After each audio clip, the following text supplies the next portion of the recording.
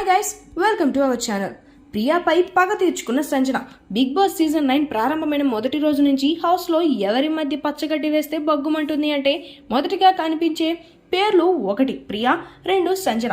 ఇక అప్పటి నుంచి ఫుడ్ మానిటర్ గా ప్రియా ఉంటే మొదటి వారం కెప్టెన్ గా సంజన గెలిచిన దగ్గర నుంచి వీరిద్దరి మధ్య గొడవ తారస్థాయికి చేరిందని చెప్పాలి.